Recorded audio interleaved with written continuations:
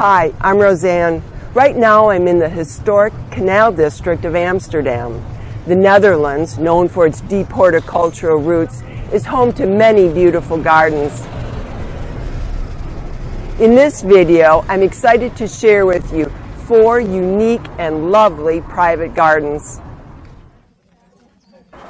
The first private garden we'll be visiting is a 1-hour drive from Amsterdam, in Apeldoorn. But before we begin our tour of the private gardens, I'd be remiss not to share with you the famous and elaborate public gardens at the Palace Het Loo, also in Apeldoorn. The original Baroque-style garden, now more commonly referred to as formal French, was constructed in the 17th century by William of Orange and Mary Stuart, who later ruled in England. As you can see, it features ornate, formal and symmetrical elements.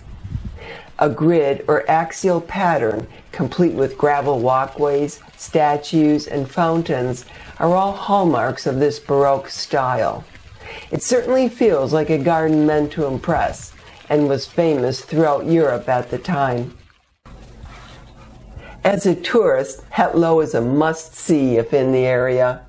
As a home gardener, I'm often more inspired by smaller, more relatable gardens, such as our first garden, Bellefleur.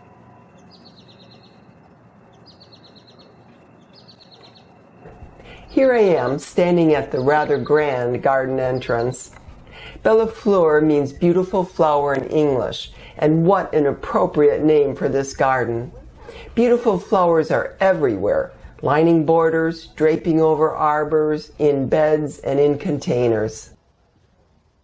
Immediately after entering the garden, you feel removed from the rest of the world, encompassed within green walls. The garden is 1/2 acre in size and laid out in sections, each mostly hidden from each other and separated with wide borders or hedges. Paths are generally straight and beds are rectangular, almost formal in feel. But the cottage plantings are dreamy, right out of a fairy tale. Throughout the garden, one finds the most delightful mix of plant heights, textures, and colors.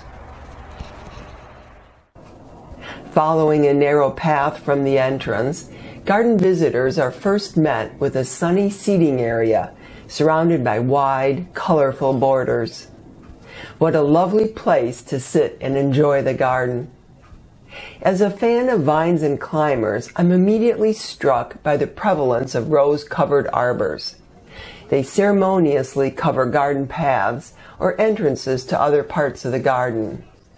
This particular arbor, covering a path to the garden shed, is covered with a delightful pairing of clematis and what I believe to be multiflora roses. The effect is informal and welcoming. In addition to the natural-looking curved arches, a network of tall, structural arbors covered with roses or clematis are also an integral part of the garden. They provide so much vertical dimension and enlarge the feel of the garden. In particular, look at the impact these clematis-covered, tall arbors have on the deep green, ivy-covered wall. The offsetting, lighter shade of the clematis leaves and the delicate white flowers add so much interest to the scene. The added layer of what I'll refer to as the overhead gardens make this garden so interesting and unique. Moving our gaze downward from the arbors, let's take a closer look at what's flowering in the borders and providing nectar for the bees. Surprisingly, many of the plants are quite hardy, even in colder climates. From my understanding, much of the Netherlands has a growing zone equivalent to USDA 7 to 10. Imagine my delight to learn that many of these plants could work in my garden too, a chilly USDA Zone 4. As we step through the opening in the hedge, marked by concrete ornaments, we find ourselves in a new garden area, complete with a charming glass greenhouse, made comfortable for reading and relaxing. A large and ornate, beautifully weathered concrete urn is one of several notable formal accents in this garden. These accents serve as focal points and give the garden a timeless and romantic feel. My favorite piece would have to be this lovely bust of a woman, paired perfectly with ornamental grass. These pieces help to make the garden feel old and established. This garden is about 30 years old and is, according to our host, a work in progress. She and her husband like to engage in one new garden project every year, such as the greenhouse. The garden is filled with charming vignettes and hidden delights at almost every turn. Moving from the greenhouse area, we find ourselves behind the garden house or shed. And what a perfectly lovely scene! Everything from the climbing roses on the roof to the unusual hanging planter, stacks of clay pots, and simple but elegant white metal containers of white petunias. Bellefleur is indeed a beautiful flower.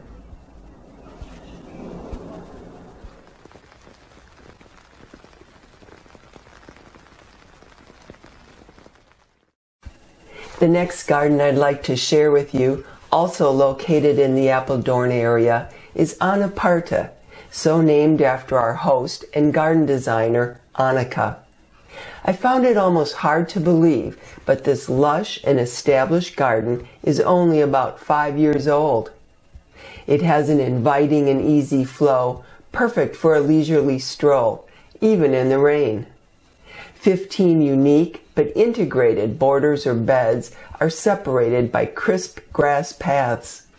The garden is heavily layered from ground covers to trees and is punctuated with unusual and compelling works of garden art. The garden seems much larger than the 1/2 acre that it is, thanks to skillful design which takes advantage of the beautiful neighboring views, such as the vista which can be enjoyed from this perfectly placed seating area, or these magnificent towering trees, both perfect examples of enlarging the feel of the garden through the use of borrowed landscape. As we stroll through the garden, there are many features to enjoy, such as this surprising Asian-inspired arbor bordered with bamboo, or this rose-covered arbor, inviting guests to explore another area of the garden. The most dramatic yet soothing feature would have to be the pond. Even in the rain, I could gaze at it for hours. Everything about this garden has been designed to be sustainable. The soil, which came from digging the pond, was used elsewhere in the garden to create greater height variations in the landscape. Water is managed through a storage and runoff system. Trees and shrubs from the old garden were saved and replanted. And stones from the original garden were saved and repurposed, such as in this attractive retaining wall. The beds are lush and feel very complete, aided by the abundance of shrubs, fruit trees, and ornamental trees. Perennials, a key layer in the borders, are plentiful and planted densely, thereby shading the ground from the sun and minimizing evaporation. The entire plant assortment of trees, shrubs, and perennials is extensive and quite diverse in terms of the color, texture, and overall shape of both the foliage and the flower. For example, the use of burgundy or purple-colored foliage. The right amount in a garden adds visual interest and a pleasing contrast. Look at this lovely vignette featuring a burgundy backdrop of European beach combined with a strong offsetting color, such as with this pink rose. Because the border plantings are so layered and densely planted, they provide privacy from one area of the garden to another, and a sense of mystery as one leisurely strolls through the garden, never sure what lies around the next bend. Moreover, the wide, curved grass pathways create a sense of ease and an invitation to stop and enjoy the beautiful garden art. Annaparte is host to several thought-provoking sculptural pieces, which seem right at home in these peaceful surroundings. My personal favorite is the sculpture of a woman, seemingly experiencing pure joy in the garden. You can't help but stop and smile. At its base is a fitting, lovely pink alstroemeria. Even in the far corners of the garden, fun little artifacts can be found. I love rabbits in the garden, at least the kind that don't eat plants, and have quite a collection of rabbit statuary myself, so I was pleased to come across this pair. There's just so much to look at in this garden, whether it's the garden artifacts or features or the diversity of plantings. There's always something to grab your attention. For example, look at the incredible array of contrasting foliage shapes and colors in this single scene. It would be so easy to spend more time here. Annaparte is definitely a garden that beckons.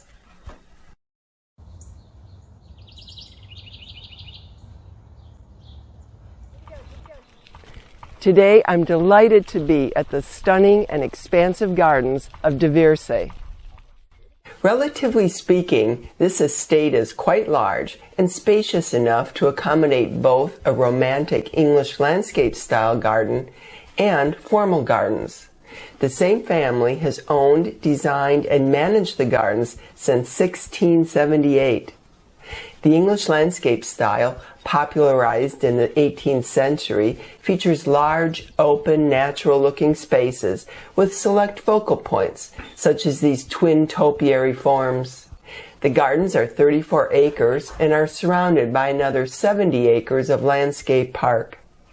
Views from the gardens seem almost infinite. English landscape gardens appear very natural, but are actually quite intentional, such as this sprawling catalpa tree with its contrasting foliage, or the bright grasses lining the trunk of this tree, and the statue in the distance. The wilderness walk wouldn't be complete without water. The garden has a large stream running through it, complete with ponds and bridges and lovely views of the water. It's difficult to leave this nature-inspired garden, as it definitely has a peaceful and calming effect. But the kitchen garden awaits us. It's quite a contrast from the previous garden. It's bright and full of organized beds of vegetables and flowers. The flower beds, filled with sun-loving perennials, look so good set against the trees in the background, and I love their movement in the wind. The bright colors of the large assortment are cheerful and unassuming. Just look at these lovely sweet pea vines. The rectangular beds of the kitchen garden are separated by grass paths, and clipped beech hedges surround most of the garden. The straight lines and right angles create a formal and structured feel, as was the style in the 1600s. As we continue on our path toward another formal garden, we pass through a delightful, almost enchanted tunnel of beech trees. After a short walk, we arrive to a new garden area with straight tall grasses and deep green hedges, and proceed to the low garden. The low garden has a standard axial pattern with a fountain at its center. The beautiful wide stone walls are richly planted, as are the outer borders of the garden. One of the walls is absolutely bursting with color, as it's bordered by a pergola covered with roses and a very colorful display of assorted flowers. Look at the explosion of textures and colors. Nearby, delphinium, one of my favorite perennials, are showing off their tall spikes of beautiful shades of blue. And so ends the tour of Wiersse. Strolling under the long, rustic pergola, draped in fragrant roses, is the perfect way to say goodbye to this lovely, centuries-old garden.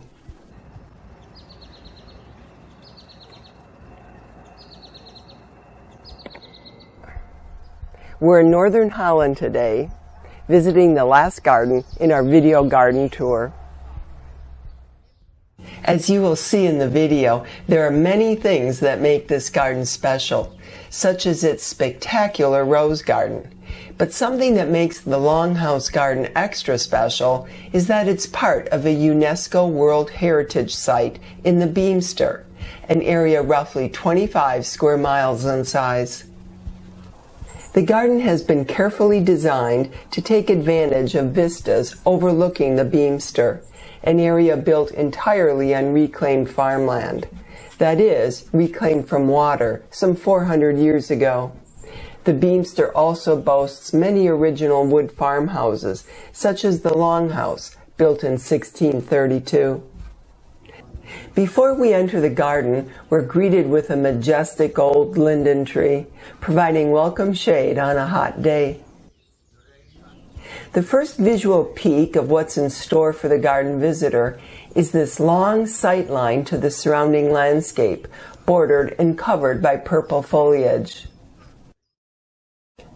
The Lang Huys garden is approximately 1 1/4 acre in size and was constructed in a linear grid pattern in keeping with the style of the 17th century. Different garden areas or rooms are separated by densely planted borders containing perennials, shrubs, and trees. This garden is quite unique in that it has so many large, stately trees. In fact, it has over 800 different trees and shrubs and is a registered arboretum with the Dutch Arboretum Society. Here's one of the larger garden areas, and again, heavily bordered with trees and shrubs.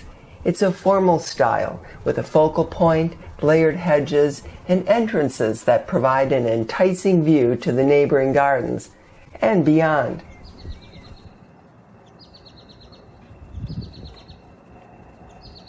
Look at these two perfectly clipped symmetrical trees marking the entrance to another, almost meadow-like garden. It's absolutely beckoning. Exactly opposite, on the same axis, is another garden entrance, providing a view to the surrounding land. And here's yet another view of the garden. It's just so striking and elegant. The garden is bordered with formally clipped, layered hedges. The centerpiece, a true focal point, is a graceful ballerina surrounded by grasses and verbena swaying in the breeze. The pairing couldn't be more perfect. Before I get to the rose garden, I check out the garden to the back of the property.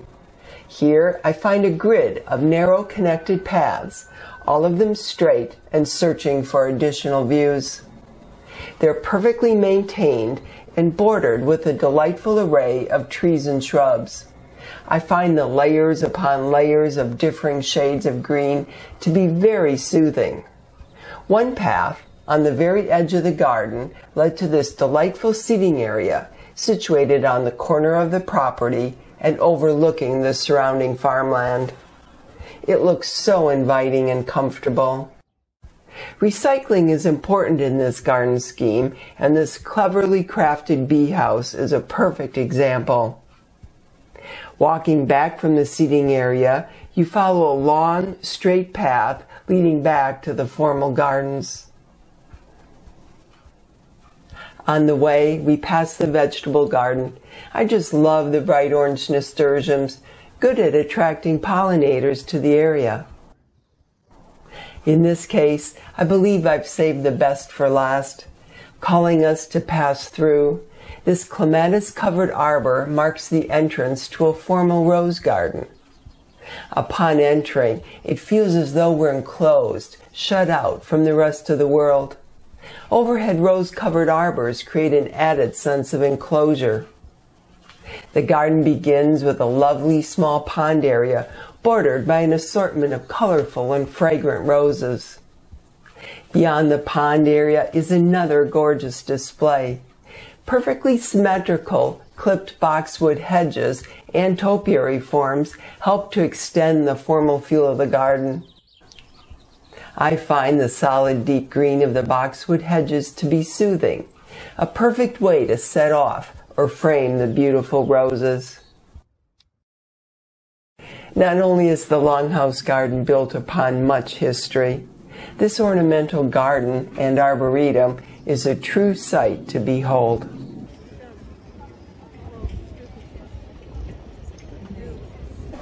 And so ends the garden tour in the Netherlands. I hope you enjoyed the video. Thanks for watching.